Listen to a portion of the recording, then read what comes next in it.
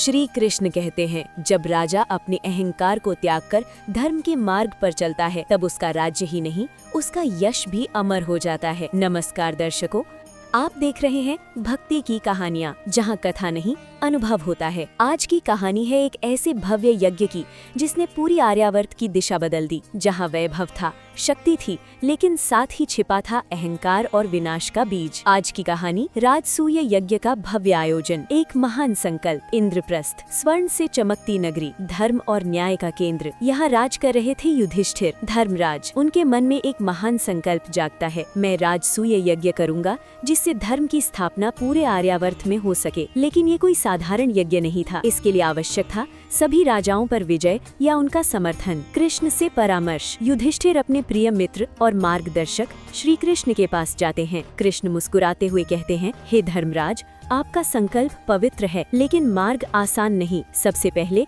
आपको जरासंध को पराजित करना होगा, क्योंकि जरासंध सबसे शक्तिशाली और क्रूर राजा था। जरासंध का अंत। कृष्ण, भीम और अर्जुन मिलकर मगध पहुंचते हैं। भीम और जरासंध के बीच भयंकर युद्ध होता है, दिन रात चलता हुआ संग्राम। आखिरकार कृष्ण के संकेत पर भीम जरासंध को 2 भागों में चीर देते हैं। इस विजय के साथ ही राजसूय यज्ञ का मार्ग खुल जाता है। दिग्विजय, चारों दिशाओं में विजय। अब पांडव निकल पड़ते हैं दिग्विजय के लिए। अर्जुन उत्तर दिशा में, भीम पूर्व दिशा में, नकुल दक्षिण दिशा में, सहदेव दक्षिण दिशा में। नकुल और सहदेव भी अपने अपने पराक्रम से सभी राजाओं को जीत लेते हैं। सभी राजा युधिष्ठिर की सत्ता को स्वीकार करते हैं। यज्ञ की तैयारी। इंद्रप्रस्थ में भव्य तैयारी शुरू होती है। चारों ओर उत्सव का माहौल, सोने चांदी से सजी गलियां, दूर दूर से आए राजा, ऋषि और ब्राह्मण। यज्ञ स्थल इतना विशाल था कि जैसे धरती पर स्वर्ग उतर आया हो। हर कोई इस ऐतिहासिक आयोजन का साक्षी बनना चाहता था। अग्र पूजा यानी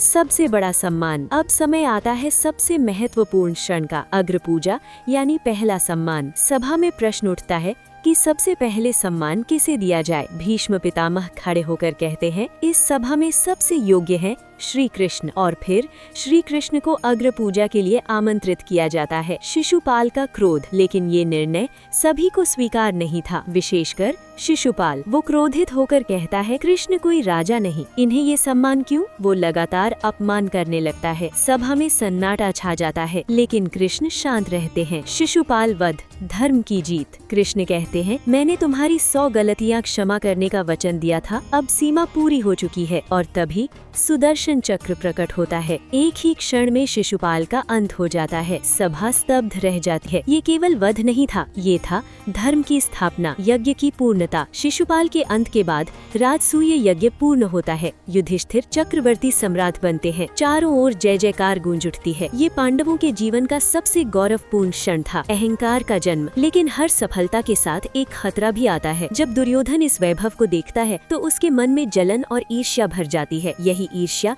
आगे चलकर महाभारत युद्ध का कारण बनती है। कृष्ण का संदेश। कृष्ण मुस्कुराते हुए कहते हैं, यज्ञ केवल अग्नि में आहुति देना नहीं, ये अपने अहंकार का त्याग है। जो व्यक्ति सफलता में भी विनम्र रहता है वही सच्चा विजेता होता है। स्टोरी का सार। राजसूय यज्ञ हमें सिखाता है, सफलता के साथ विनम्रता जरूरी है। धर्म का मार्ग कठिन है, लेकिन अंत में विजय उसी की होती है। और अहंकार हमेशा विनाश की ओर ले जाता है। युधिष्ठिर ने धर्म का पालन किया, लेकिन दुर्योधन के अहंकार ने युद्ध की नींव रख दी। तो दर्शकों, ये थी राजसूय यज्ञ की भव्य और रहस्यमयी कहानी। अगर आपको ये कथा पसंद आई हो तो लाइक करें, शेयर करें और चैनल को सब्सक्राइब जरूर करें। कमेंट में जरूर लिखें, जय श्री कृष्ण। हम फिर मिलेंगे एक नई भक्ति कहानी के साथ। तब तक के लिए धर्म के मार्ग पर चलते रहिए और भगवान पर विश्वास बनाए रखिए। बने रहे भक्ति की कहानियाँ परिवार के साथ। धन्यवाद। राधे राधे।